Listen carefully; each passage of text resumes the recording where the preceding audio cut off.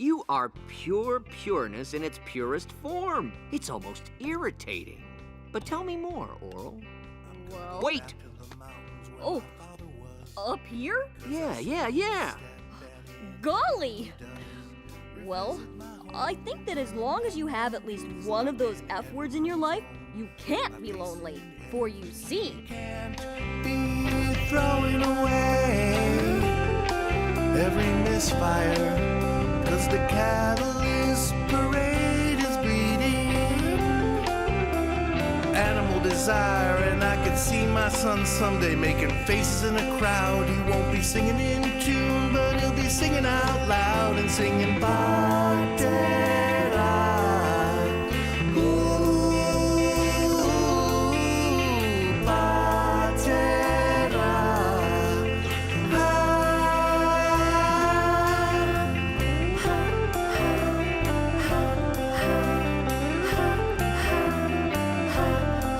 Orel Puppington is the son of Clay and Clayberta, a couple who have very little regard for each other, and as a result have very little regard for raising their kids. As to why Orel is the way he is, we have some theories. Orel is trusting to a fault. He is taught early on that he needs to put faith in God instead of questioning things. This tends to manifest the words of others around him speaking in place of God. Orel has no reason to distrust the authority figures in his life, so he takes their word for what is right, but often at face value. This leads to a slew of antics and misrepresentation of meanings behind what's being taught, for better or worse. Orel has trouble understanding the consequences of his actions in an abstract sense, and will commit acts of cruelty when he believes that this is in line with his faith as it's being taught to him. Orel Puppington is the town darling. There's a stark contrast between the straight-A child and the troublemaker, but Orel manages to do both. He is the hero, so to speak, in a dysfunctional family system. So what is the hero? The family hero is most often the firstborn child in a family. He or she adapts to the chaos and disorder in the system by becoming super competent at everything, by being very helpful at home, often to the point of parroting one or both parents, getting good grades in school, excelling at sports, and becoming a leader. Heroes seem to be eternally grown up. As children, they're often described as 6 going on 60. They have it all together and are expected to have it made in all of their endeavors as adults. Orel's actions directly contribute to the overall mask of the Puppington family, though unlike his parents, this is likely not a conscious effort, or at least not something he would realize until later in life. The weight of this role is not limited to his home life. Orel has essentially been christened as some sort of town mascot. Everyone in town holds him in high regard. In school pageant, everyone is more interested in seeing Orel perform than the play itself. We see many of the adults in town, many of which have given Orel advice before, attend the premiere of his movie. Many adult figures in town have given him advice at some point. This widens the scope of the pressure put onto Orel. He doesn't just represent his family, but the entirety of his community. As the son of the mayor, he is essentially a public figure in his community. He acts as an outlet for the town, a blank slate that they can project their will onto, someone so impressionable and naive that anyone can feel important by giving him advice.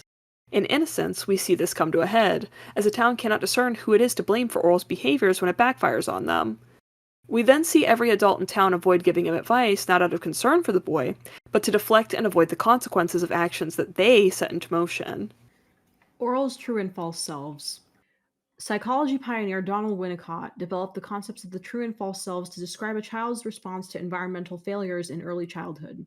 The false self arises as a defense mechanism when a parental figure fails to meet the needs of their child in some capacity. Individuals with a dominant false self tend to conform to external expectations, often at the expense of their own desires and feelings. Just as well, the need to maintain the false self can lead to a sense of detachment or numbness, making it difficult to experience genuine emotions. And because relationships are built on authenticity, those with a false self may struggle to form deep, meaningful connections. Maintaining the facade of the false self often involves striving for perfection, leading to chronic stress and anxiety.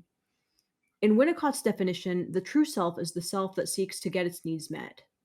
In Orel's situation, needs refers to parental love and affection. If not parental love and affection, then social and spiritual validation from his community at large.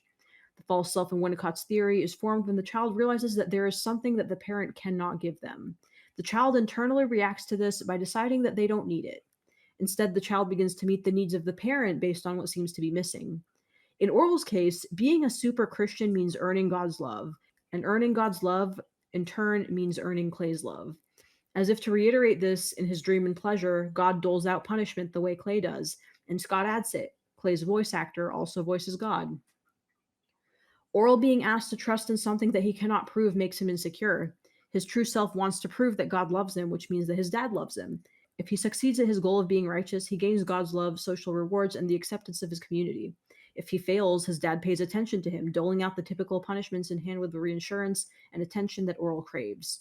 For Orel, proving himself to God is a win-win situation. Orel loves all of his family members, but his relationships with them vary in closeness. Clay is arguably the most important figure in Orel's life, and certainly has the most influence over him and his beliefs. For most of the first 2 seasons of the show, Orel loves Clay unconditionally and is focused on earning his father's love by being a good son and Christian. He doesn't appear affected by Clay's more apprehensive, distant displays of paternal love. I could never love you more. People only have a certain amount of love in them, and I'm afraid I have to divide mine up between at least a dozen people. Oh, But remember, son, I love you enough. I love you enough too, Dad. It's established early on that Orel views Clay as infallible. He is the perfect role model of a father, husband, community member, and Christian. Orel rarely questions his father's actions or beliefs because of this. Even when Clay imparts dangerous ideas or demonstrates unhealthy behaviors, Orel trusts him completely. In his stop-motion movie, Orel depicts Clay as a puppy. Viewers often fixate on the wolf-like appearance of the Clay figurine, but regardless of what the animators may have intended to imply through that, Orel did not intend to depict his father as a predator, and says as much. He designed him to look like a puppy because he thinks his father is loyal and good.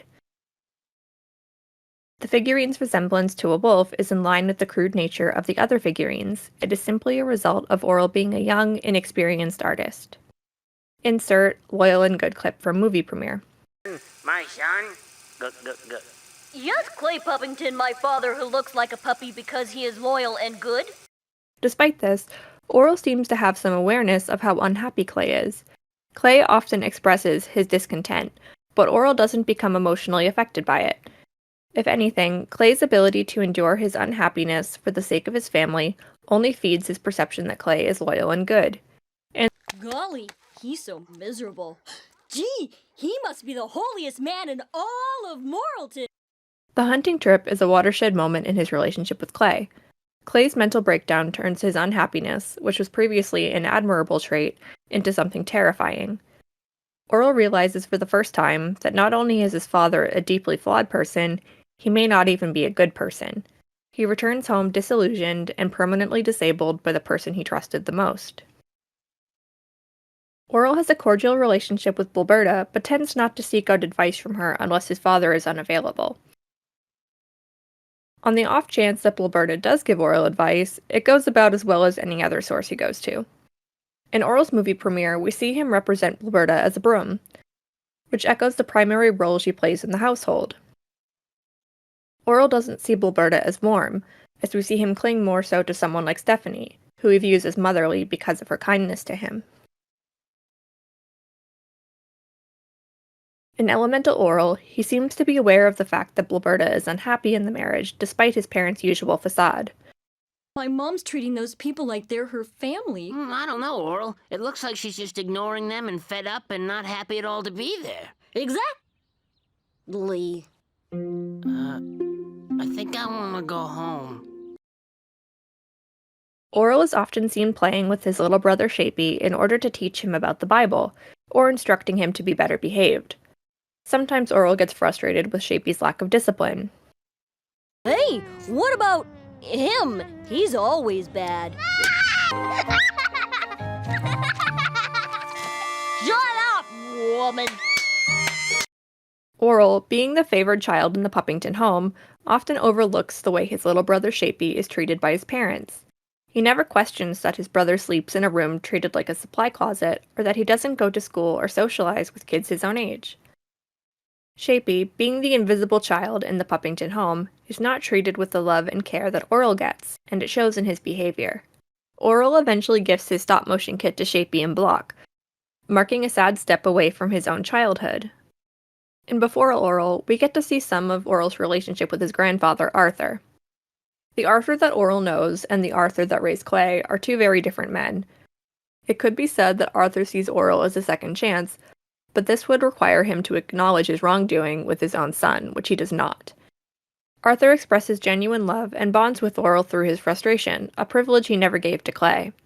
He's the first person to really acknowledge Orel's naivete as a problem, taking it upon himself to teach lessons about the world via the animals on the farm. He separates Orel mentally from Clay and the rest of Morrilton.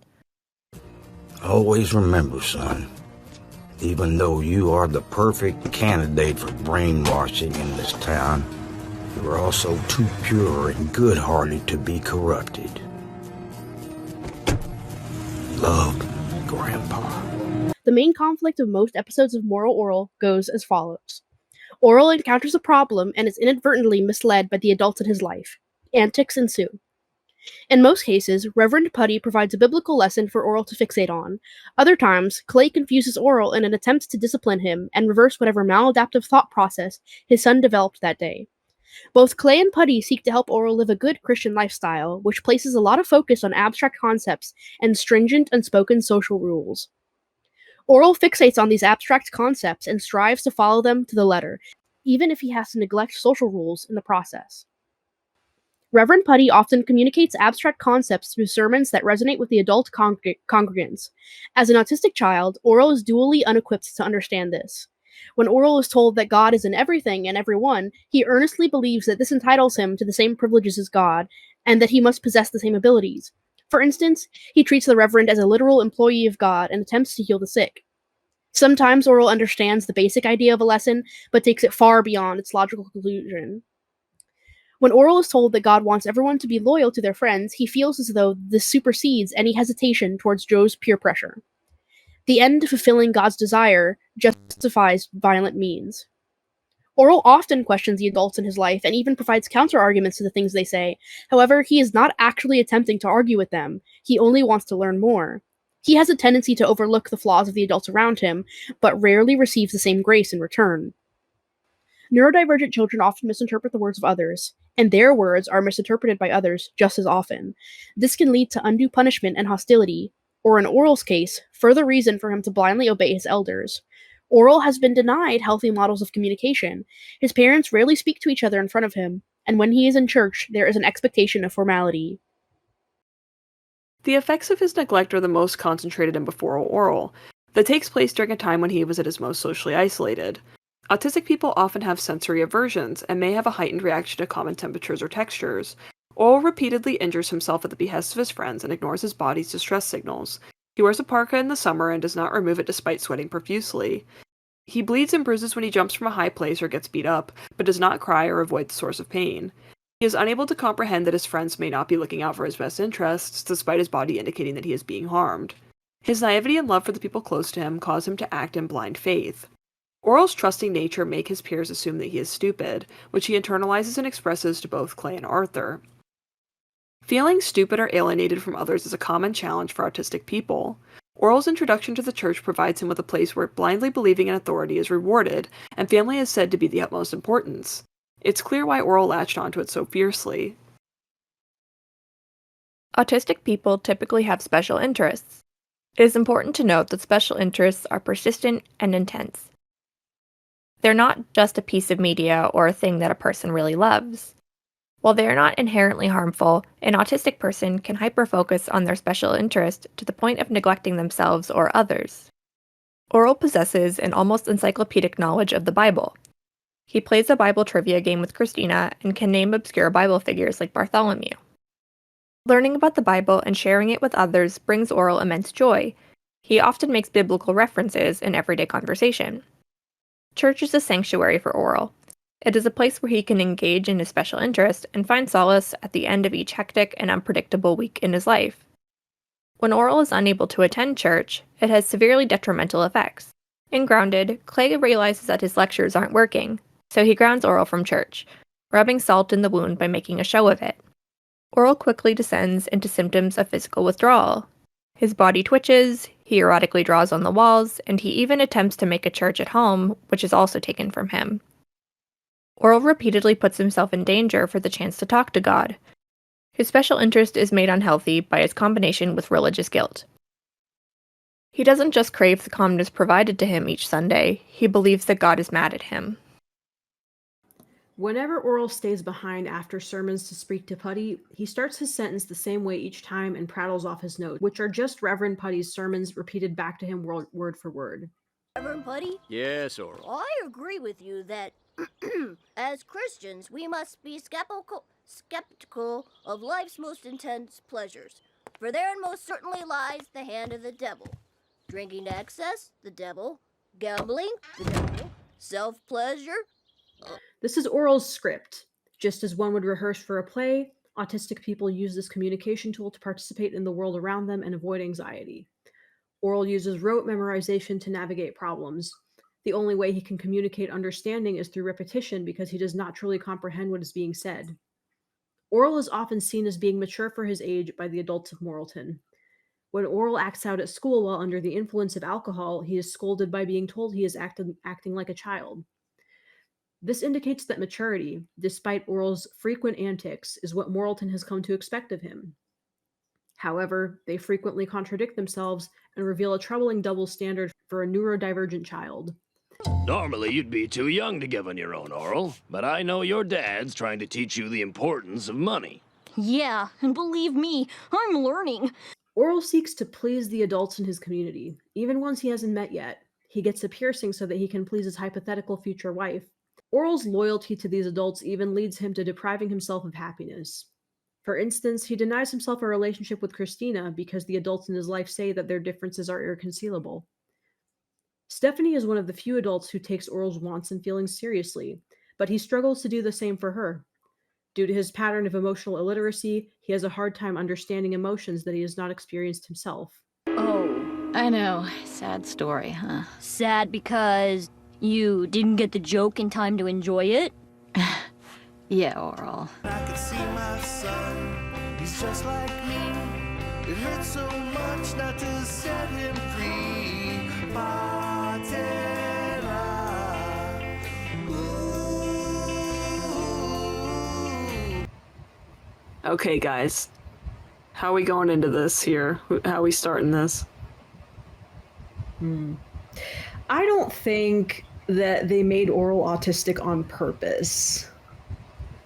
Definitely not. It's I can see that. The funny thing about that is that a lot of what I've heard mentioned as good autistic representation is always on accident. Like the most famous example is Abed with, I believe that's Dan Harmon, where he said he was just making Abed like himself, and then congratulations, he later himself got an autism diagnosis. I think from extension from that, Rick and Morty are both autistic. Yeah. Which I know that Rick and Morty gets a bad rap. I guess I'm a little biased because I do enjoy the show, but it is nice sometimes. It's hard because it is a stigmatized disorder, obviously, but at the same time, it is kind of nice to see a main character who's allowed to be that more kind of like, I guess, aggressive and off-putting. Autistic is a bad way to word it. But, you know, sometimes we're human like everybody else. Sometimes we're assholes. And I know masking is a word often used with autism. I guess you could say, like, not masking. I will stand by this. I don't think Sheldon Cooper is a necessarily bad representation of autism. I think autistic people just don't like seeing their like anyone else, don't like seeing negative traits of themselves reflected on screen. I thought we were talking about Orel. Yeah, I know. It's just, we're just talking about it. With Orel, instead of seeing like a more adult version of that, you're seeing the version of that where the character's still developing as a kid, and the difficulties that they might deal with through that. Yeah, it's very rare to see an autistic character that's a child that's not inputted into a show for the purpose of making a lesson about autistic people, and then they never get seen again. The show is about him, so we get to very intimately with his day-to-day struggles. Real quick, have any of you guys seen that clip? It goes viral every so once in a while. It's from like Girl Meets World, and it's when one of the characters gets diagnosed with autism, and everyone acts like he's dying. Can we in post? Can we include that clip? It's hilarious. It's you so can't funny. have autism. What? They just noticed Sparkle's a little farkly. I could have told them that. They want to see if I have autism. You don't. Let's go tell them you don't. I might have a type of autism called Asperger's syndrome. You don't. What is it? It's a disorder that affects a person's behavior. I mean, you know, one of my favorites is when Gandhi from Clone High gets diagnosed with ADHD. God, he has ADD. Wait, I haven't seen. Oh no, it's ADD. God, he has ADD. God, he has ADD. God. Orel puppington, everyone. Sorry. Okay, you know, I do get the sense that I don't think Moralton is equipped to understand whether or not he is autistic or how to help him if he is. And definitely not. Yeah. No, but no. I do get the sense that they understand that he has problems understanding things and that there is something that's different about the way that he processes the world. I feel like the ending of God's Blunders kind of implied that to some degree. Yeah, because first off, if they did acknowledge that he had something like autism, they wouldn't call it that. But secondly, I wonder if they almost see his naivety through not necessarily they know that something is mentally or developmentally a little bit off with Orel, but I wonder if they see it more through a religious lens. Yeah. Also, and if that has anything to do with the level of leniency they give him. Yeah. Also, his Orel's brand of autism, it fits perfectly fine into the Moralton community. It's not upsetting for them, for him to be so into Christianity and God and the Bible. It's they know he's a little bit overzealous, but it's that's not a red flag to them. Oh yeah. In a way, it kind of reminds me how in some societies, particularly shamanistic ones, people with schizophrenia can be exalted for being able to communicate between worlds. At least that's how they see it. Yeah.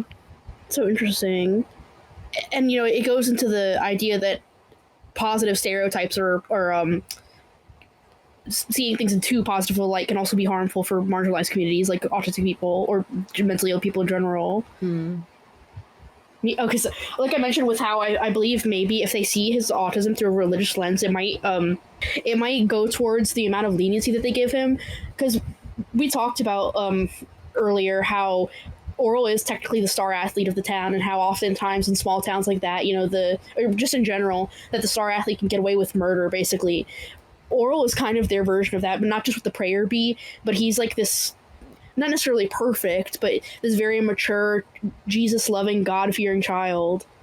He's a role. If they punish him too much, he's the role model for the other kids. Yeah. For better or for worse. Yeah.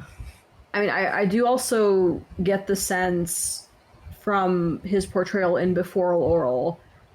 I don't know. I feel like somebody on the writing team had kind of gotten wind of the fact that, people are sort of reading him as neurodivergent, and that this is a part of how they've decided to write him for that special. Yeah. I feel like it's if you as the viewer weren't already kind of picking up on that before, Beforel Orel makes it so blatant. If it was an accident in the original series, in Beforel Orel, it's something that they're tapping into on purpose. Yeah.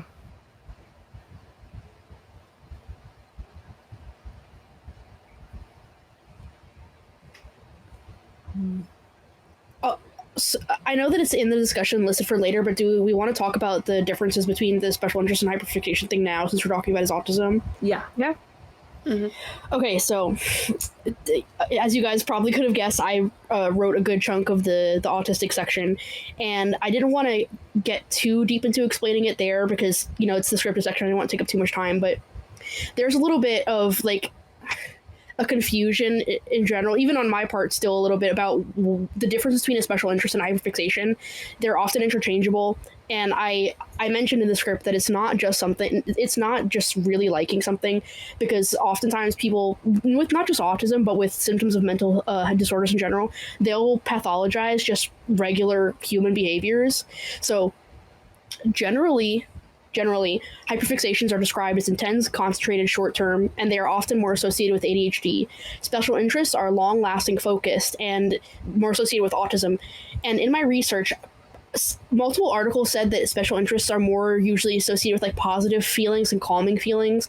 However, with Orel, it's hard to pin it down as one or the other because he has sprinkles of both. His, ever since he was 5 years old, he's been very interested in Christianity and Jesus and the church. But obviously, with episodes like Grounded, we see that it can get to a very dangerous level to the point where he's neglecting himself. And it also, of course, impacts his relationships. Some autistic people argue that the distinction between hyperfixation and a special interest is arbitrary. So I just wanted to touch on this, so because I know there will be comments of like, this is not what this is, blah, blah, blah, blah. I just want you guys to know that we did do our research, and it's really hard to pin things down.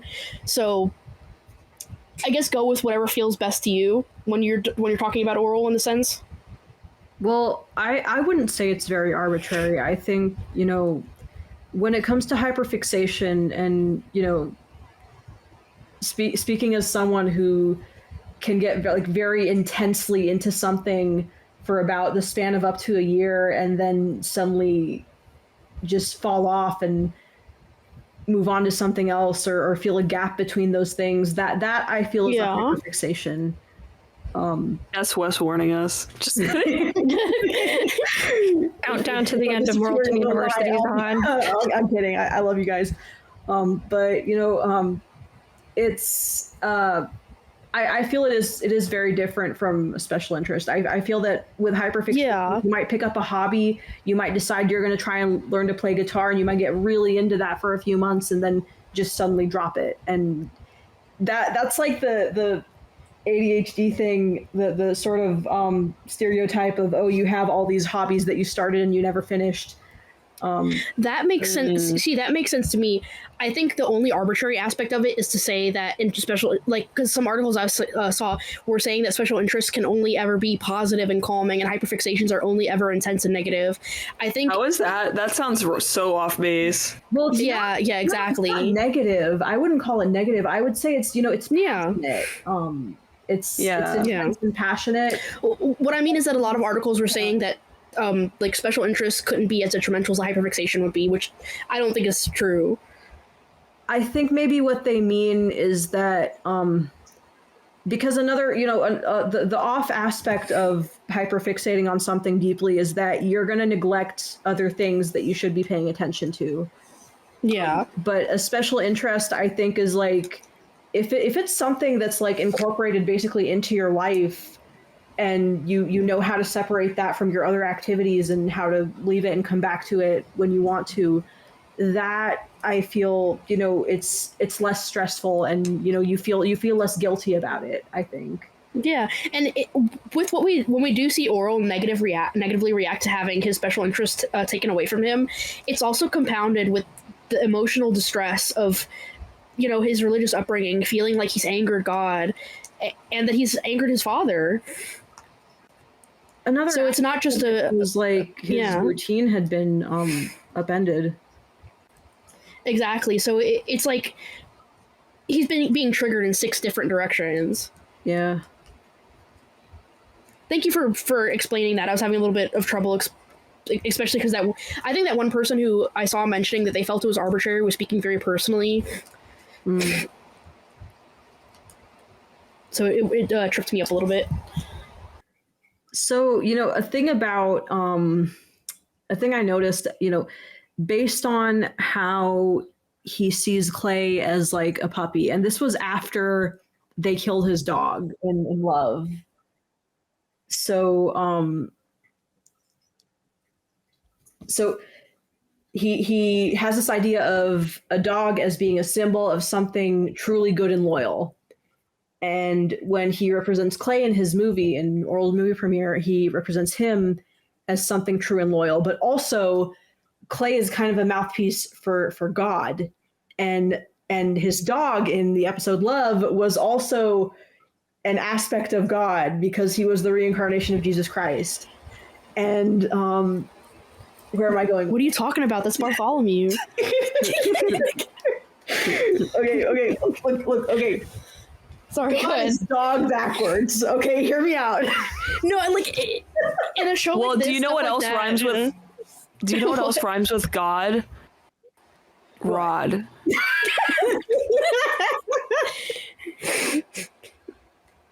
Doesn't Florence tell him that? Yeah. Yeah. Oh my god. Queen. Didn't she say She's it so was smart. erotic?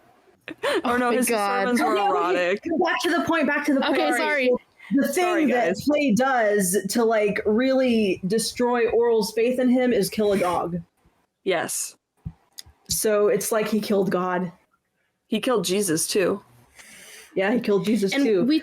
we talked. But no, he didn't. It actually wasn't Clay who did that. It was Doey. Well, yeah, it was. Oh, Clay gets the blame for that when it was actually. I was Doey gonna say it wasn't Clay Doey. that killed the dog. It was Dr. Potter's wheel, guys. Yeah. But Okay, listen. Okay, sorry, I'm joking. He did in fact do that. We've talked about this before. About Orel's relationship with killing animals in love compared to in nature, and I forget if I mentioned this in another video. This is going to be redundant, but I think that in nature, it's the first time that Orel really like let himself think about what happened with Bartholomew. Yeah, I could see And that. The full implications of it. He thinks about Bartholomew and Satan. Yeah, and this time when Bartholomew was put down, it was done in the hospital. We don't know if Orel was in the room or what, but this time Orel got to see it with his own two eyes in a very brutal way. Yeah. Yeah. Mm-hmm. So in Turn the Other Cheek, Orel, for the first half of the episode, doesn't really acknowledge his own physical pain. It's interesting because we often associate autism with being overreactive to stimuli, which, you know, of course happens. And people can have both the symptoms where if they feel a really itchy sweater, they can get into a meltdown. But at the same time, if they take the sweater off, they might not be able to tell that they should put it back on because it's cold as fuck outside. So it's really interesting how about the choice to make like Orel's lack of physical reaction like a reoccurring theme throughout the show. Because it's never come across as like a gag to me necessarily. No other character is like that in the show. Yeah, I know. The only time we see somebody else not react to physical pain is Blubert obviously, but that was because of the medication. Yeah, and Shapey, but he's like immune to pain, I guess. Oh no. But yeah, it's interesting because I feel like oftentimes when Orel experiences pain, except for in like Beforel, I think it's often linked to something related to his faith. Like in Turn the Other Cheek specifically, it's he gets hurt because he's trying to teach what's his name, Walter or whatever. He's trying to teach him how to turn the other cheek. So Orel's like doesn't care that he's getting hurt because he's teaching someone how to be a good Christian. Like in Grounded, when he's like dying repeatedly and like in clearly a very painful way, is like he doesn't care because it's for his faith. And I feel like we often only see Orel get hurt when it's related to his faith. And even in like Omnipresence, when he sprays himself with the aerosol spray, like he's upset at first, but then Blubberta's like, you know, God's in there, and then he doesn't care. He's like, he doesn't care that it hurt.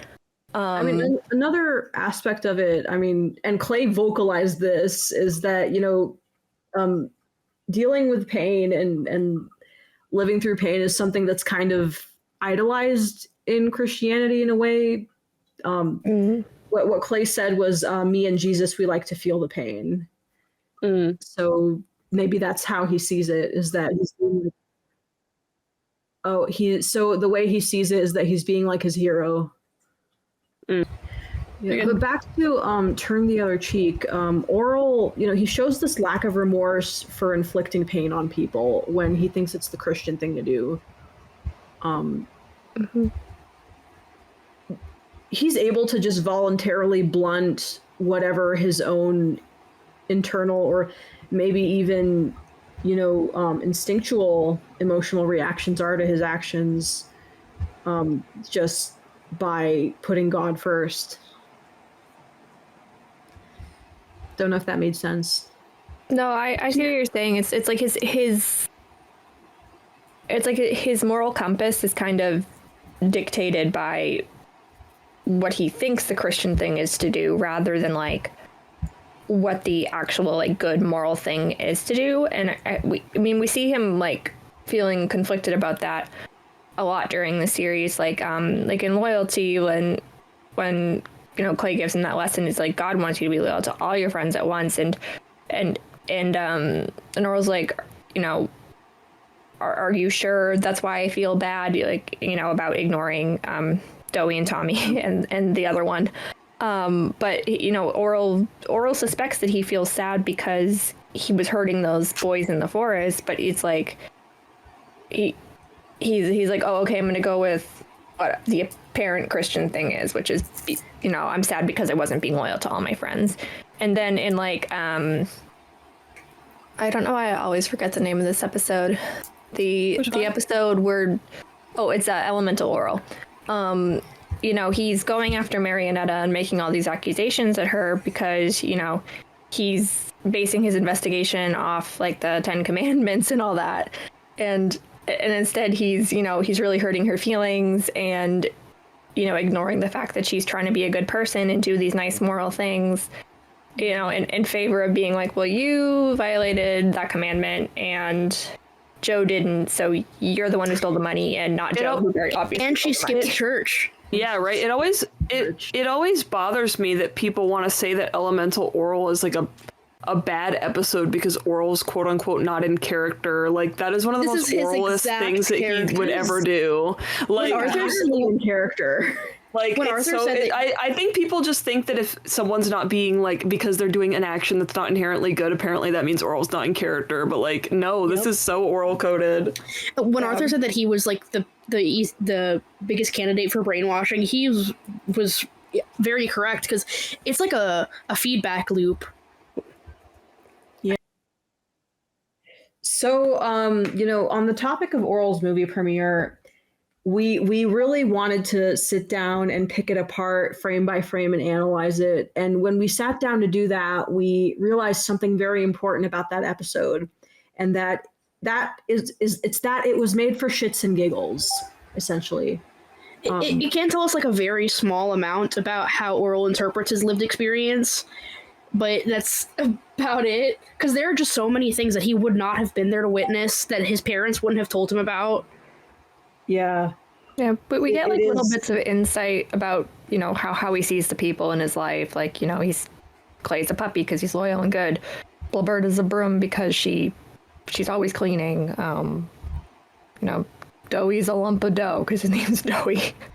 And I forget if we've mentioned our theories about why Reverend Putty's an ape, like in a video yet. Oh, that's what's our theory on that? Because I forgot. Mine is a little bit of a stretch. It's not really a theory. It's more of like a behind the scenes thought of maybe what they could have thought. But in the same way that like Link Miss Missins is the missing link between man and our ape ancestors, Rod is the missing link, so to speak, between man and God. Yeah. I always thought it was because, like, you know, Reverend Putty being like God's mouthpiece and moral tin, that kind of makes him like larger than life to Orel, and that's why he's like this really big. I think he just he tried to give him like a maybe like a big like important like stature, and he just ended up kind of like looking a little strange in the process because he used a bunch of different clays to make him. Yeah, and Daniel's probably a frog because of track hurdles. Yeah, jumping. My thought for Danielle, and go on. Obscure, is that like it was a reference to Daniel Webster, the celebrated jumping frog of Calaveras County, from the Mark Twain book that was turned into a stop motion film, and it's a good movie. It's called The Adventures of Mark Twain. If you haven't seen it, you should see it. It's super creepy. If you love Moral Orel, you're gonna love it. But you're probably right in that it's just about him jumping hurdles. But also, he kind of does sound like a frog if you think about it. Yeah, I think there's a few layers to that one. If you but like then listen, some of the characters. Sorry, go ahead. If you listen to his laugh and you like delude yourself a little bit, you know, if you think about a frog while he laughs. I feel like some of the characters, obviously they're not even represented by abstract things to begin with, so it's like when you try to like take everything and be like, oh, this is how Orel sees everybody, it's like not everything is applicable. Like stuff like Fakey being a snake, because I don't know, like he was walking around It rhymes with Fakey, snaky. But I mean, it's not like Fakey was hiding his his antics from the people at the school. He was just kind of very outwardly displaying his what everywhere. I think it's like the wolf clay thing, or is his father molesting him? It's one of those moments where there's a very obvious explanation in a child's perspective, Fakey and snaky, but we as the adults in the audience are in on another layer of the joke. Yeah. We know that Fakey is a snake, but Orel is just like, golly, that rhymes. Another thing is that you know the scene in God's Greatest Gift where Clay is pissing on the wall by Forgetties. Yeah. Orel's interpretation of that was that he was praying. Yeah. It's kind of hard to see because it's so dark, but like that's what they're doing. And that goes with, for a multitude of reasons, Orel calling Clay loyal. He's so loyal to his faith that no matter where he is, if he needs to talk to God, he'll pray wherever he is. Yeah.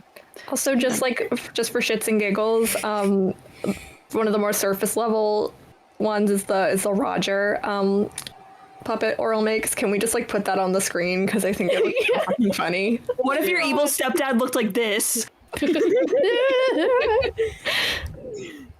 We originally wanted to, before we realized that we couldn't really pull it apart, we were going to put some stuff about Orel's movie premiere in the autism section, because autistic children often struggle to communicate their feelings in the way that the average neurotypical person would, and a common thread can be found in being autistic and being artistic. We're not characterizing Oracle. We're not characterizing Orel as a stereotypical savant, but as a neurotypical child who's found a way to process the world around him.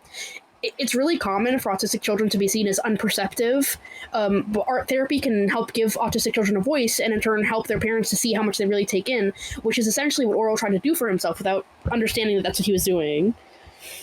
Yeah. Yeah, and I think like in the in the credits we see Orel doing stop motion for each episode, and that's maybe how he's kind of processing what he's experienced. Yeah. In season 3, it's stop motion of what happened in the episode, right? I never thought of it that way, but that makes so much sense. Oh, looking at some of the unused stop motion sequences from season 3, can we look those up? Yeah. Let me play them. I mean, I know that they're not really, they don't mean anything in terms of the context, because Orel would have never been able to witness some of the events that are being shown. Well, the idea, so Morgana Ignis, the animator who did them, she said that the segments were meant to be the way that Orel interprets the events of the episode, whether or not he knows what happened. So it was probably why they didn't end up getting used. But these are gorgeous. You can turn the audio off. But yeah. So looking at the one for Numb, it's there's a monster chasing. It's supposed to be the hand jack. It is. Oh, wow. I would think so.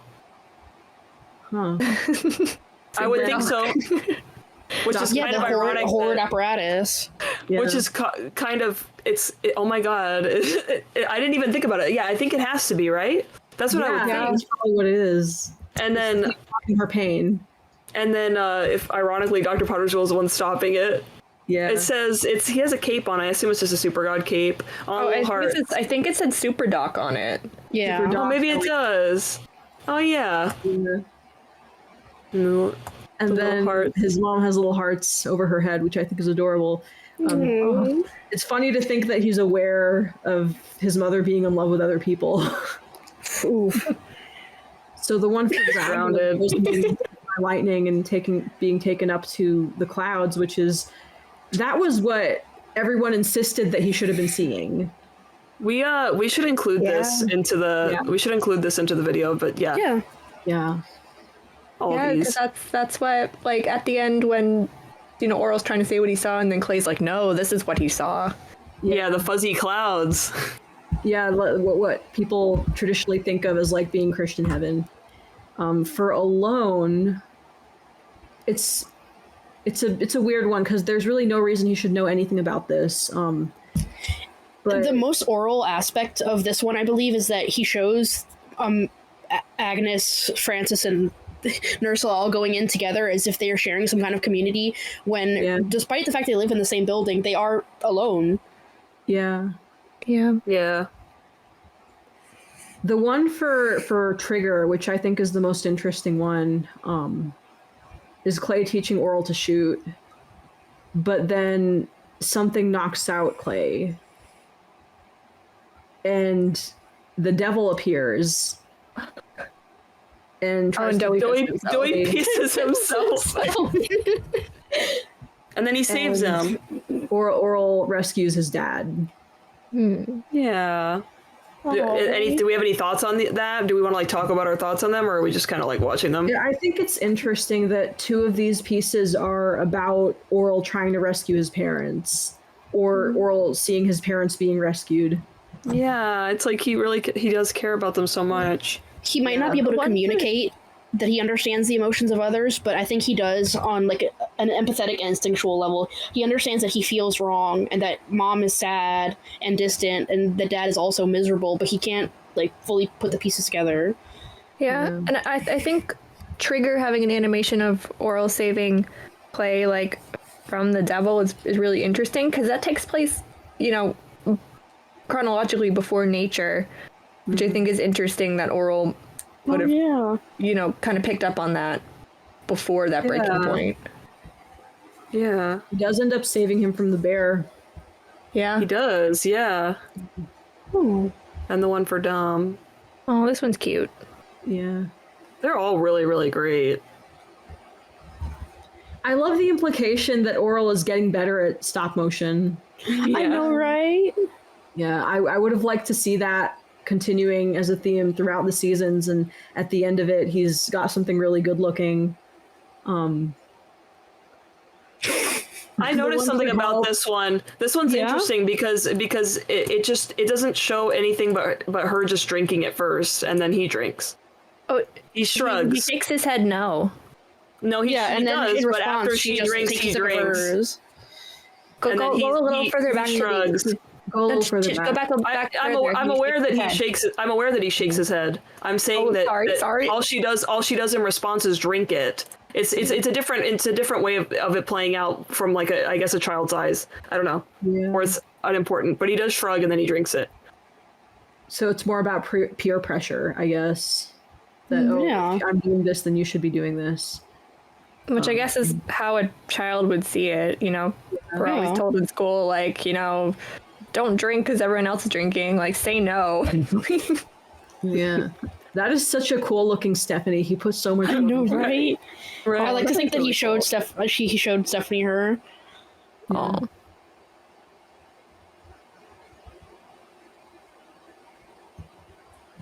Oh. Mm. The one for nesting he didn't even do. That was censored all. I love how that makes sense. It's so interesting. We're in a creepy little town. She opens that episode too, so I think that's cool. I think they should have kept this. They should have kept all these. If I could just figure out what those figures are down there, it would be so maybe on HBO. No, they wouldn't be on HBO Max. Damn it. Wait, do you want me to go to HBO Max and see? No, it's not on HBO Max because this is deleted. Right, because it's sorry. Are those figures supposed to be maybe the town council? It's kind of hard to tell from here. It's just so blurry.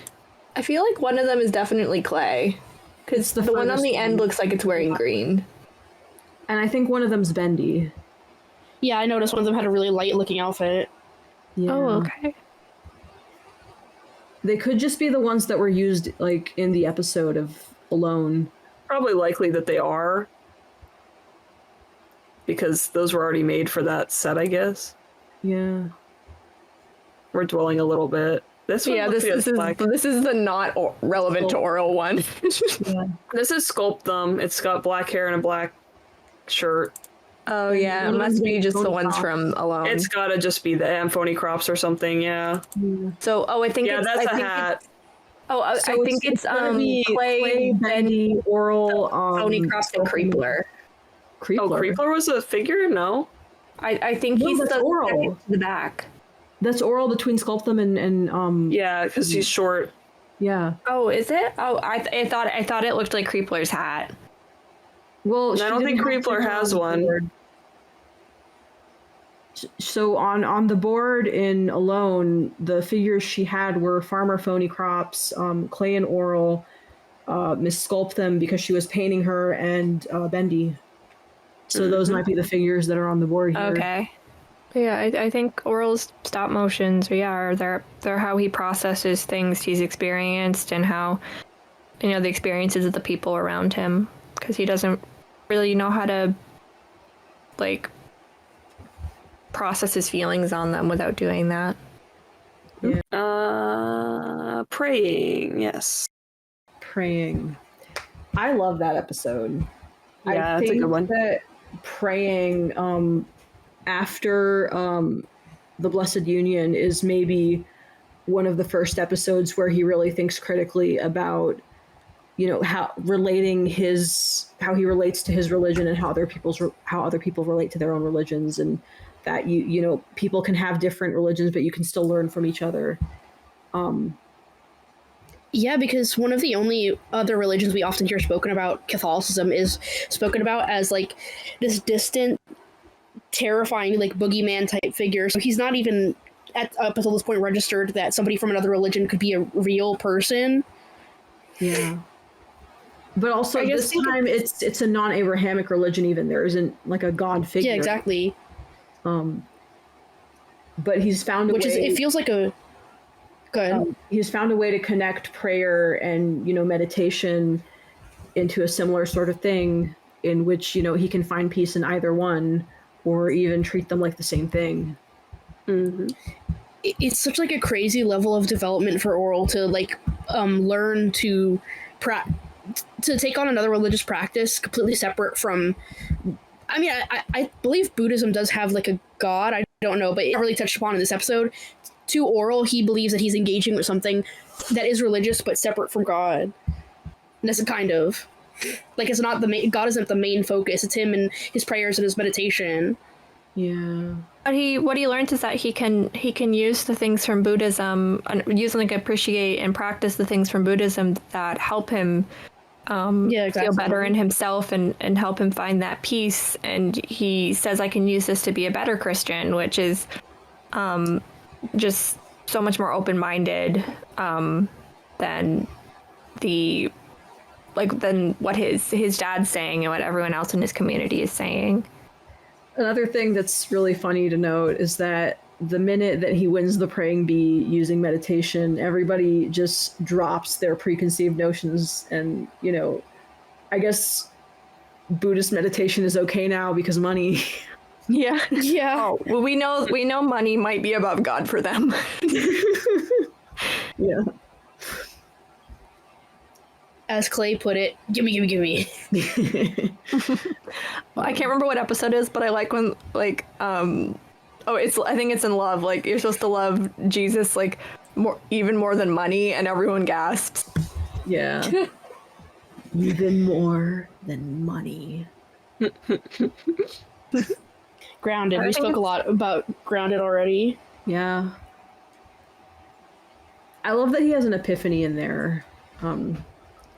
This is like a big one in which he realizes that he really didn't need the house of God to connect with God because he himself is a vessel that can connect with God. Which is, kind of interesting. It's a very Protestant way to look at it, I think. I mean, if you think about it in the Catholic sense, ceremony and saints and all of these things, that's something that gets you closer to God, because you're appealing to these authorities. But the Protestant way of looking at it is saying that every person, the priesthood of all believers, which is that every person has a direct relationship with God. That's so. In a way, you could almost see praying as grounded as like sods. Their messages are very interconnected. And it involves Orel coming to a conclusion on his own and, thinking critically on his own. Kids do that. They do think critically on their own, and sometimes it's just not welcome. But, he's kind of figured out that he's allowed to keep his own secrets and, think for himself. And he doesn't do it a lot, but when he does do it, it's a good thing for his character. I really like that when Orel has this revelation in Grounded, I like that the way he like conceptualizes it to himself is like, I'm a church, which I just think is like the most perfect, like childish, like 12-year-old boy way to put it. Like, and it's a beautiful declaration of self-love too, because we know what the church means to Orel. Yeah, like I didn't mean to like make it sound like or like minimize it, but it just seems like the most perfect, like kind of innocent sort of way to voice that. It's very sweet. It's one of those quotes that really like epitomizes Orel as a character, I feel. Yeah. This is a big one. Oh, so chronologically after Grounded, we get Nature, which is the episode that completely flips Orel's assumptions about the authority figure in his life, who is his dad.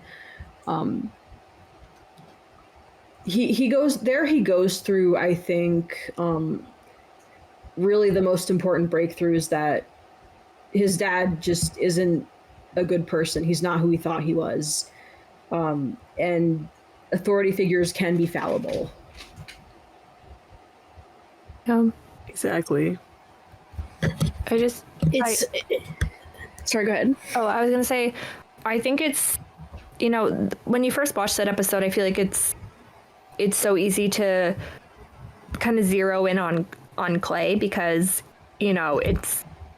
he's being so loud and it's so frightening.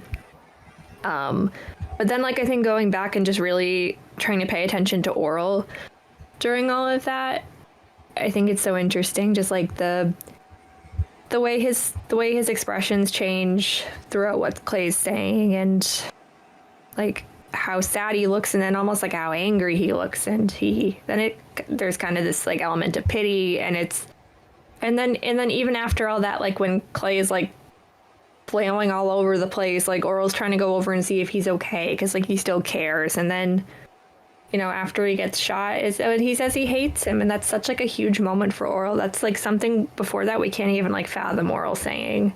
Absolutely the episode touches on so. Sorry, go first. I was saying it's huge for his character. Yeah, seriously, the episode touches on so many different little things about Orel's character that we've seen so far. Like, for example, with when he's listening to his father doing. This is the first time Orel has really, like, he's had adults tell him how they think about things before, but this is the first time an adult has sat down and intricately explained emotions to him. Yeah. And, like, imagine the physical shock he's going through, because this is the boy who, of course, partially we believe it's because of his autism, the stuff with the physical things, but we all, like, was brought up earlier with omnipresence. He is able to almost stop himself from feeling certain things if the adults in his life tell him that he shouldn't be feeling it. Oh, I have this... Go ahead. I was going to say, I have a quick thing to say about omnipresence. I think it's really interesting when, Orel tells Clay he hates him. The last time he said he hated something was an omnipresence, and then Clayberta said, don't do that because God's in everything and everyone. Oh. And, Orel really took that to heart. And I think it's so interesting that after knowing that, he says really with like, just like so plainly and like genuinely, like, I hate you to Clay, which I think is really interesting. if you're assuming he holds that belief that God's in everyone and everything. Well, what Clay said to him at the end was that there's a bit of God in everyone, but not enough to do any good. Yeah. But sorry, what I was saying earlier. He has this figure who before, if he told him, it doesn't, just for an example, Orel, it doesn't hurt you to touch the stove, God made that, he would stop, he would get physically burnt, but he would not react to it anymore, to suddenly lose respect for that person, and to see that he's just as fallible as you being Orel in the sense. I can't imagine the physical toll that would take on top of the very literal injury he has. Yeah. And also, sorry, go ahead. I was going to say also that the other, moment for Orel in the nature episodes that I think is so interesting is when he tells Clay that Clay was the one to shoot the bear.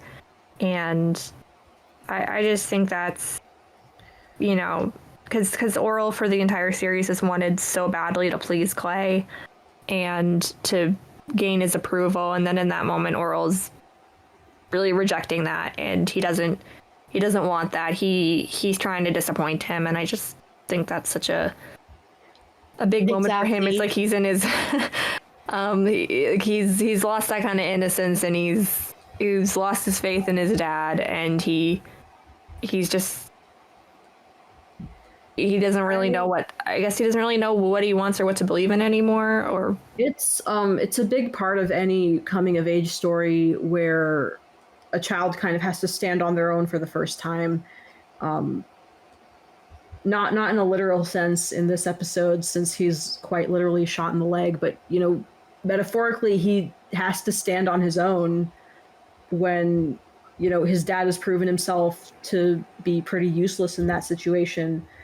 And that, it's jarring to, have that wake up and realize that a parental figure actually isn't larger than life. This idea that they'll always be there to protect you, that isn't real. And that maybe, you've had too much faith in somebody. And, having that belief shattered for him, that forced him to separate himself from his dad finally. So, he did, I said this before in the Clay video, but Orel did come out of the nature event, standing on his own and sort of having that coming of age moment and, becoming a man in that way. Which is, it's kind of morbidly ironic, I guess you could say, because a coming of age, a hunting trip with your dad is the mark of the beginning of puberty and the beginning towards becoming a man for a lot of boys, and he did get that, just not in the way that traditionally one would expect. I kind of wonder, I feel like a lot of people have a rosy view of his development in that episode, where they think that this was him proving himself to be better than his dad, but it really was just him realizing that his dad was deeply flawed and that he didn't want to be like him. But that doesn't mean that he's done growing. And we talk a lot about how much we hate the cancellation of the series and how that kind of stunted all the character arcs in the show, especially Orel's, because I would have loved to see what his emotional arc would have looked like right after that, from Honor and onwards. Mm-hmm. They would have had 2 more seasons of that, and I feel like seeing him continue to emotionally mature during that time would have been really great.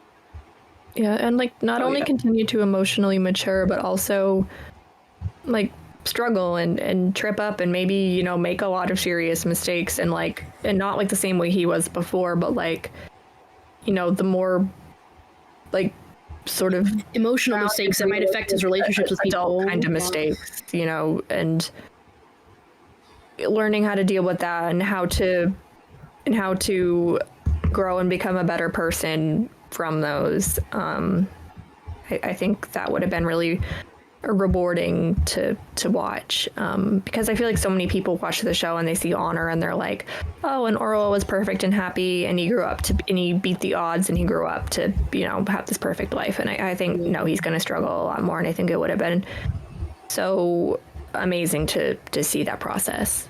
Yeah. Mm-hmm. And all we see is a Christmas with his family. We don't know what happens when him and Christina close the door of their bedroom, or what happens the next day at breakfast. Yeah. We can only assume based on that one screenshot that everything is going perfectly fine. There's little almost... It changes things if you see that. Obviously, the picture of Clay and Beforel old and still together and sad is already fucking miserable, and part of why we don't enjoy it. But it takes on a different form, I guess, if you consider it almost like as a crack in the veneer.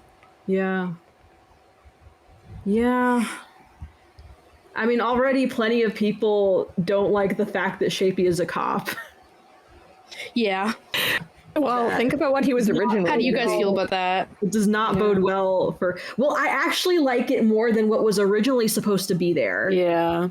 Yeah. The original concept art for that would have had Shapey in the Navy and Block in the Army, and I hated that. I hated How the fuck would that end up in the Navy? I always just saw it as like, me, like conspiracy theorist high. I just always thought that well, they couldn't have just done that for no random reason. Like, does this not have something to do with the paper mouth thing? But like, I prefer to think that was probably. I think Roger needed a career change anyway, so you know. But yeah, they put him in the Freedom County Police Academy. Oh my god. But yeah, I always thought it was some sort of like nod to that, but like. It really, at the end of the day, yeah, you know what? This is not going to be in the video, obviously, but now my version of Poppet's lesbian romance is going to be like a female firefighter. Just Hot. We all got to have our own. Okay, next. We were talking about. We wanted to touch on Orel's future arcs because we did get a lot of information about what that would have entailed. Okay, so when we were writing the script, we didn't know that Dino was working on a script for a new movie, and we actually don't know if he's going to be using any of the ideas he's talked about in the past, but we are going to talk about this because it has been talked about in the past as put like future storylines for the original series. It would be super cool if he did use them, though. I gotta say, yeah. I'm really hoping we get some of this in the movie. In my dream, scenario, we get like at least like what was kind of planned, and then we get some extra stuff that wraps it up. But like, who knows? Like, we don't know if this movie could potentially lead to even more stuff in the future. We really don't know, but Yeah. It'd be nice to see the stuff that was originally planned and not to just see that stuff get scrapped. But so the first, I know for sorry, go ahead. Go on. For obvious reasons, we hate Arthur and his bald fucking head, but there's this really sweet piece of art I saw recently of Arthur laying in his what will be his deathbed, and Orel like showing him his stop motion figurines like on top of the blanket, and Clay's in the background there looking at the standing in the doorway, looking obviously unhappy. That's not the sweet part, but you know what I mean. Yeah. But like, it just makes me wonder about the implications of the dynamic. I'm so mad that we didn't get Arthur's death arc in season 3 because for me, that's I think one of the most compelling things that was planned. Like the impact that his arrival would have like on the Puppington family as a whole, like on Orel, who, formed this close bond with him when he was little and then didn't really get to see him at all except for like getting birthday cards and stuff from him. And then Clay, obviously, who has had this extremely traumatic childhood because of Arthur's abuse. Like that would have, there would have been so many interesting dynamics to explore and so much opportunity for development for both Clay and Orel. And it would have just, I think, been like a really beautiful, like emotional storyline. And I really would have love to see how the show tackled grief in that way. Carolyn Lawrence did talk about, the intent to have an emotional journey for Orel. And the end of the season, the end of the Arthur's death arc would have had Orel going through an emo phase, which I think would have been very cool to see. On another note, him having an emo phase is such a contemporary thing that, like, it has to take place in 2005. You're obsessed with that, girl. Yeah, because like there's so many implications with the emo arc. Because like, do we know that he meant like do we know he meant like emo like in our understanding, or what Moralton would consider emo, or even just like not really as changing his looks, but it changes his personality? He would have listened to Multiple Godgasm. Well, we know he already likes Multiple Godgasm because he has a poster in his room. But like, maybe... Multiple Godgasm is not emo; it's metal. He's gonna be listening to MCR, and Orel doesn't understand subcultures. He's 12. He might have been into doom metal. Songs about the rapture, but also giving him like a cynicism arc, like just having him question his beliefs a little, and I think it would have been cool to see him question his beliefs and then come to an understanding about it later. Yeah, I think the idea that Orel wouldn't end up being an atheist makes a lot of people like mad, which I understand. But this goes not just for this topic, but any topic that we talk about. You are not Orel. Yeah. You can relate to Orel, but his journey is different from yours, and what you think would make you happy and what Orel would be happy are two different things. Yeah. Like, his faith is incredibly important to him. Yeah, faith is so integral to Orel's character, and like, I think it would be really valuable for him to have this period of questioning and wondering like what exactly, is Christianity to me, and how do I want to approach that and implement it into my life, and what do I want that relationship with God to be. And I think that would have been really important for him, for like his own like mental health and how he approaches the other people in his town, and just like how he plans to move forward with his life. And I think ultimately there's no way he'd end up as an atheist. He would want to come back to that faith, and in like just like a way that's healthier for him, so he can be happier. Yeah, I forget if Stephanie's like a fully practicing Buddhist or if it's just like a thing that she does. But it's just like certain practices she does. I don't think she's like to be a Buddhist. For like my point's sake, with Stephanie and her Buddhist leanings, Dr. Chosenberg and Orel himself, every time we're shown a person who is genuine, steadfast, and good, and a good person within their faith, it's shown in a perfectly normal light and as a good experience for Orel. We're never shown that being a religious person is a bad thing to be. It's a tool like anything else. Just like Orel learns when he takes practices from other faiths. Mm-hmm. Now, there was another pitch that was made, and this wasn't Dino's idea. It was... I don't like this one. You don't like this one? Well, I actually have different feelings about it. This was a pitch by Dan Harmon, who was... people know him as the creator of Rick and Morty and also the creator of Community. Community was a show where Dino was a secondary character in there named Starburns, and he's a guy who has his sideburns shaved into stars. And that's what they named the company after, Starburns Industries. So Dan Harmon had pitched an idea about a grown-up Orel, a divorced grown-up Orel who has a daughter who doesn't believe in God, an adult daughter who doesn't believe in God. My first thought about that is that's just the Stephanie Putty dynamic, isn't it? Yeah. Yeah. But I do like the idea of Orel, like, assuming that Orel gets divorced from Christina because things aren't working out in their marriage, which is why anyone gets divorced. That would mean that he had learned from seeing his parents unhappy together. If, this is the outcome where they stayed together until the end of their lives, presumably, which I think would have, he would have known that wasn't a way to live. That's a great point. Mm-hmm. Yeah, I think the divorced Orel aspect, like, there's a lot of potential there, and I think that interesting. I just think when you bring the atheist daughter into it, that's like we said, that's just Putty and Stephanie. Yeah. See, the reason I reacted that way, because I had never considered the aspect of the divorce like that before. The divorce Orel is where the idea loses me, because you are 100,000. It's like a very it's like a non-intellectual feeling, because logically I understand that Orel and Christina, a path where they do get divorced is a perfectly logical one because of the way that they're very inexperienced. They probably got married like as soon as they could. Neither of them have good models for a marriage. It's just one of those things where I love them together very much and their sweetness, but you are right and it makes sense. Yeah.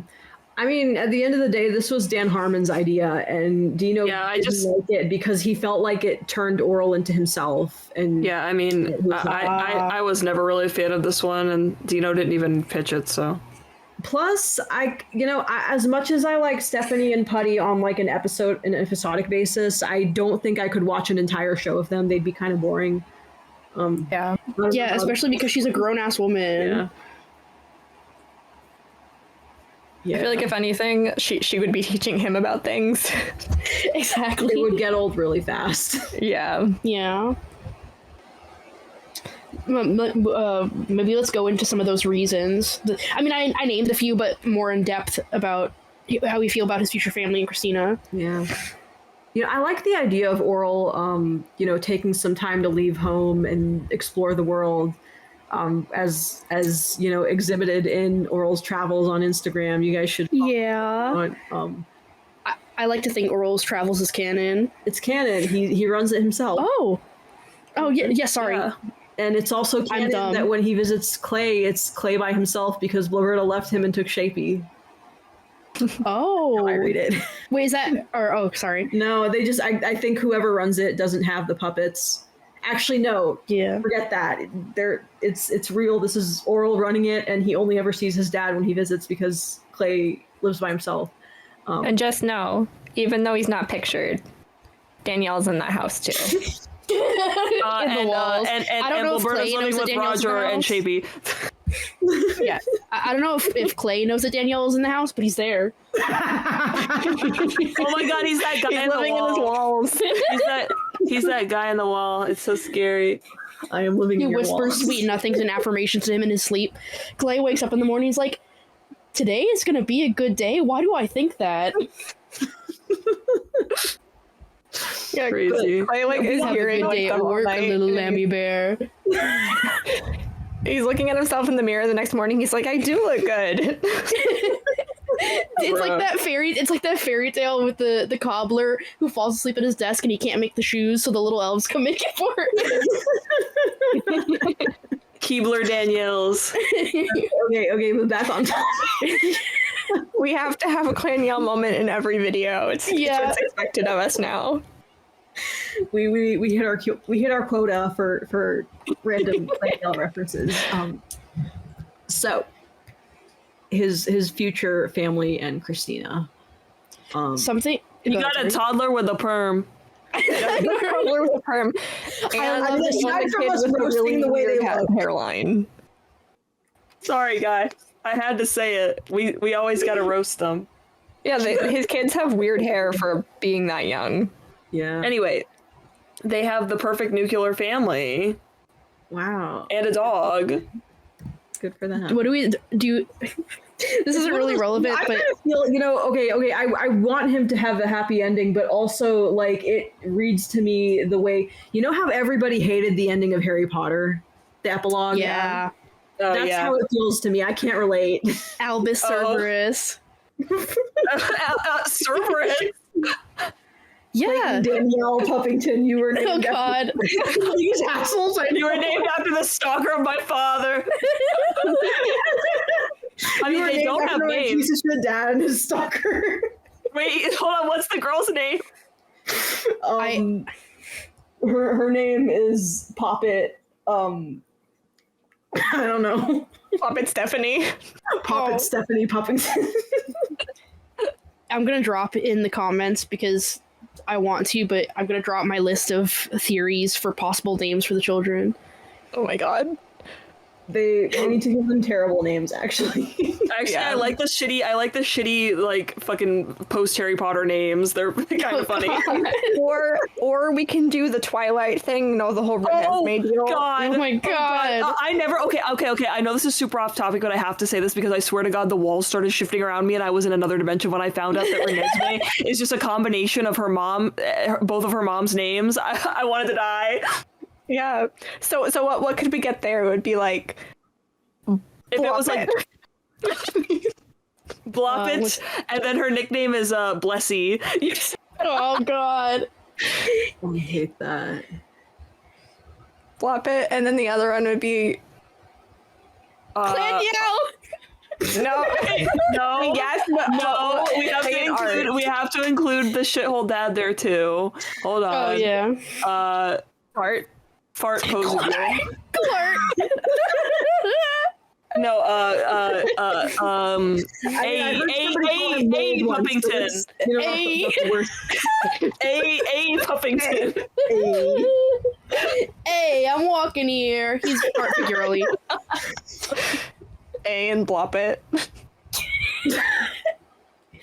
Or it could be like Clark. Oh no, Clark, moral cop. Clark. Like, sorry, like fart. Okay. Anyways, something I've always really liked about Christina is that she's, I don't want to say like she has a cynicism to her, but I guess almost like an edge. Like it's always been really notable to me when she gets angry at Orel and says like, "Don't look at me that way."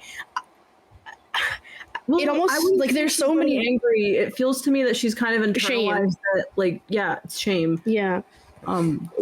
Either way, it's like that's.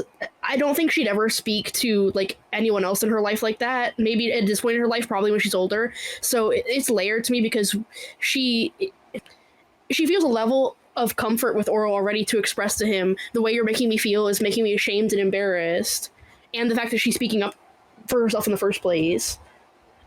It feels like the seed of something of her wider personality. Yeah, she does speak very plainly to him. I think it's also interesting that she's the one who asks him to like sneak out at night. Yeah. I know, right? I mean, these are like crumbs. We really don't know much about Christina, unfortunately. Yeah. But I do feel like there's more complexity to them, and we probably could have seen some of that. Just promising from Block's presence in the Puppington home, we would have definitely seen more of Christina. Christina is called, famously her tiny little female Christ. If we consider, I'll pull up my Pepe Silva board for a second. We often see Jesus as the blonde-haired, blue-eyed, eat your vegetables kind of, I don't know what fucking, don't talk to the Catholics kind of dude. But if we think about the way that, Christians in the real world generally believe Jesus to be, he was an upstart, he was a rebellious person. So Christina, in a way, is a tiny little female Christ. If she is anything like Orel, then she does, and we see with the Bible trivia game that she also has, at least at this point in her life, a strong connection to her faith. And she has the get up and go to urge him to sneak out with her. She is like Christ. She is very Christ-like. She is. Wait. Jesus was an upstart? We talked like MLM? Like... You're thinking of a startup. For my Jews in the audience, he was in a mem lamed mem. I don't know what that means, so I laugh. I'm sorry. It sounded funny. I just Christianity, but not the world's biggest money, not multi-level whatever. So true. Honestly, it is. I mean, the structure. It's multi-level marketing at its finest. At the end of the day, I'm going to suggest we don't get on YouTube and say Christianity is multi-level marketing. Bad joke, guys. This one's just but can we can't cut the mem lamed mem joke, but we can cut it. Sorry, we're keeping it in. Yeah, get mad, Christians. You're not even going to be watching this far. Yeah. Sorry, cut that. Oh my god. So Orel's relationship with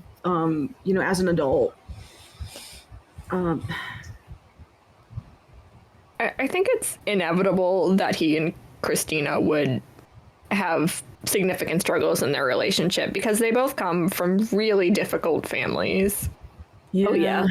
It's just, I think it's just, we can't just imagine that they're going to be this picture perfect little diorama. Yeah. No matter how much they want you to think that. Yeah. Yeah, it's like they both, you know, grew up with parents who are in toxic marriages, and it's, you know, they're going to go into adulthood with a lot of unprocessed trauma, and it's like they're going to take that out on each other, especially if they get married young. One would hope that they wait it out before they get married. I really hope so. Like, in the best case scenario, they're both, like, you know, obviously they are thinking about their parents' relationships, and maybe there's a little bit of shyness there. Yeah. At least on Orel's No, I think part, they get married right away. The day they graduate high school, they're going to the chapel. Yeah, No, unfortunately. don't do it. Don't do it, guys. What would Orel be like as a parent? Ooh, this is a I tough feel that's really speculative. I feel like he'd be very, like, anxiously attached to both Christina and his kids. True. Yeah, I wonder if he'd almost be, like, overbearing. Orel would be like, what do you mean I have to separate my love between a dozen people? I'm going to give all my love to every people in my life. Exactly. He can't stop misinterpreting everything. And he would really, really over-explain himself. Yeah. And I feel like he would ask his kids, like, check in with them a lot of, like, trying to see how they're doing and trying to get them to communicate with him. Man, his son would rebel by being entirely level-headed and never making any mistakes. Oh my god. He's a straight A student in, like, the more traditional sense. Yeah. Not the Moralton kind of straight A student. He's also a critical thinker. Do you think either of his kids would end up in the blunders class? If they went to school in Moralton, yes. Yeah. Definitely. That could almost be a form of conflict between the two siblings, like if one of them was in that class and the other wasn't because they were more traditionally aligning with Moralton standards. They're really far apart in age. True. I mean, I'd like to imagine that by the time that he's an adult, Moralton has changed a little. Yeah, I would hope so too. Yeah, maybe your sensor doll's in power. Exactly the way it is. Oh yeah, oh, no. No. Best case scenario, right? We need, like, the mostly inoffensive person, like Mr. Figurelli, to just, like, be in the seat for a while. Yeah. Make him mayor. He does literally everything else. He could if he could do all those odd jobs, he could be mayor, trust me. Yeah. What has he got? Like 15 jobs? Like, just give him a 16th job. He can do it. Like, he'll fit it into his schedule. He'll make it work. No prob. Moralton is so progressive. They have an Italian mayor. I kind of wonder. I wonder, like, you know, Orel, he has this character arc. Supposedly, his character arc involves him going through a cynical arc and then coming back to his religion. But wouldn't it be cool if Christina became an atheist and they just had a mixed belief system marriage? An interfaith family. That that's idea. Much more interesting to me than them having a atheist, like, than the divorced Orel atheist daughter. Like, it feels like a much more interesting way to explore it. Yeah. Because Orel, you know, this is his wife. He has to make decisions with her about their parenting. And I also think it would push Orel to really think about the things that matter to him and, like, you know, is faith above all else for him, or, like, can he, you know, can he put that aside and, you know, be with the person he loves even if they don't share all his beliefs. Yeah. And I think being able to do that would show an incredible amount of growth for him. And I like to think he would, because when he interacts with that Catholic person, he's not aggressive to him. He runs away because he believes him to be a monster. But every other time we see him interact with somebody who has assets of a different faith or is of a different faith, he's very curious and open-minded. Almost excited, one could say. Now, here's what I think. It's that Orel is like kind of bi, but on his dad's side. Yeah, Orel being bisexual is like one of those headcanons that's like I feel like pretty universally accepted. Maybe it's just because the circles I run in, but it feels right. It's because of that thing he said in Close Face where Joe asked him, "Why don't you take Jesus to the dance and you can kiss him on the mouth?" And then Orel was like, "Well," he was really considering that. Considering that Jesus in Moralton is blonde hair and blue-eyed, if Orel is continuing to travel into his adulthood, he's gonna have a real good time in Scandinavia. Maybe he's bi, but only for men who look like Jesus. Yeah, like he's gotta have like a beard. Yeah, he's gotta have the facial hair, long, slightly wavy hair. He's gotta be able to walk on water. Of course. I mean, my other thought is that like his first crush was Stephanie, and as a result, yeah, I could see that he's like into people who are alt. That makes sense. This is getting into headcanon territory. I think Orel's like college crush is some guy with facial hair, long wavy hair. He's on the swim team and he's a barista.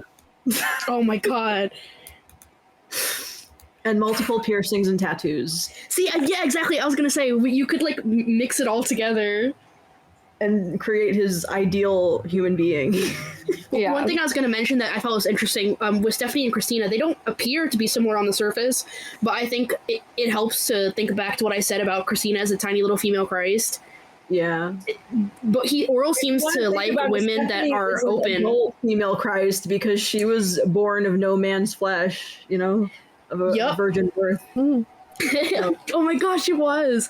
But yeah, Orel seems to like women that are warm, but also very open and express themselves. Yeah.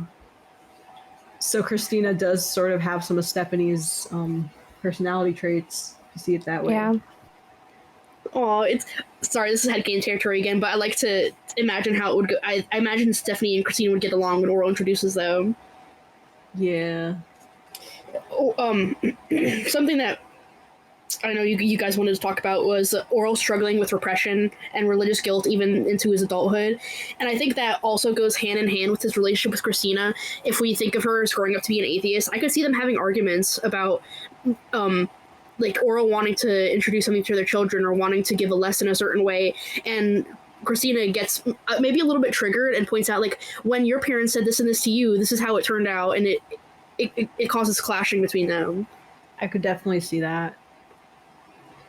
I think it could also cause issues, like, depending on when Christina becomes an atheist, like maybe this is something that happens in her teen years, maybe that would cause some conflicts of like the timeline they want to have for their relationship. Like maybe Orel wants to get married really fast, Christina doesn't.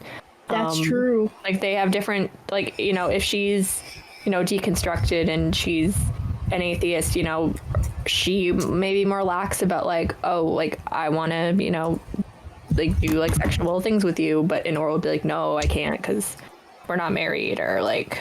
And that would be almost like kind of reminding her of their time together on I forget what it's called, where, they sneak out together. It'd be reminiscent of that, because her saying, like, don't look at me that way. Obviously, because they're little kids, you don't think about it like that, but it's kind of reminiscent of the same way that a woman might feel ashamed as an adult. What did you say, Wes? She might have already internalized it like that. Yeah, exactly. Yeah, I don't think Art is mincing words around her. Definitely not. Yeah. But yeah, the idea that a lot of people have that the Posabules are a lot meaner to their children than the Puppingtons are, I think, unfortunately, probably makes a lot of sense. Yeah. Yeah. So we've got one more point here, and it's Orel is the Antichrist. I kind of love that. Wes, did you write that? I wrote that because I've seen it referred to before. It's such a funny idea because he's like the holiest kid in Moralton. But okay, hear me out. So it starts with the spring pageant episode where they cast him as Judas in the school play. Oh, I see where you're going with this. Go on. So he's cast as Judas in the school play, first of all. And then suddenly he has the entire town singing about how much they hate Jesus because he popularized that song by making it too catchy when he sang it. So then suddenly, when they realize what they're doing, they have to have a meeting about him, and they get really mad at Clay. So they get so mad at Clay that, he gets all nervous about it. He tries to overcorrect. Orel nearly dies. And then next thing you know, he's taking him on this hunting trip. And in the hunting trip, Clay shoots him by accident. But, and here's the big but, him shooting Orel was actually the catalyst for Censordoll gaining power in town. Because by, where the series stopped, she had control over Clay's psyche. And presumably, if she has control over Clay, she has control over all of Moralton. And thus, Orel has accidentally brought about the apocalypse because he made Censordoll powerful. That is fucking insane. Oh, wow. Okay. Yes. That's the way I'm sorry. I'm so taken aback by how logically that follows. Yeah. Something that a lot of people neglect because of the interpretation of the Antichrist in a lot of media, that your theory here about Orel as the Antichrist actually gets right to some extent. The Antichrist they see like, oh, Antichrist, he's got to be the opposite of him in every way, so it would make more sense for Shapey to be the Antichrist, which is silly. But yeah, the Antichrist is meant to put himself forward as a substitute for Christ, as another savior. He's not supposed to be openly like, I'm going to take you to my daddy in hell. Yeah. A term that's often used for it in, I forget where it's used. Oh, in the Gospels is pseudo-Christos, which pseudo means false Christ. I think false or pseudo makes more sense for the role of the Antichrist than anti. The Antichrist is also announced as one who denies the Father and Son. Oh. I mean, what happens in nature? Exactly. He denies the Father. This is only tangentially related. So because of what you said about the play and how Junior Christine ends up with the role of Jesus, some people believe that the concept of the Antichrist may have been generated by the frustration of Jews, subject to often capricious, Seleucid or Roman rule, who found the nebulous Jewish idea of a Satan who is more of an opposing angel of God in the heavenly court insufficiently humanized and personalized to be a satisfactory incarnation of evil and threat.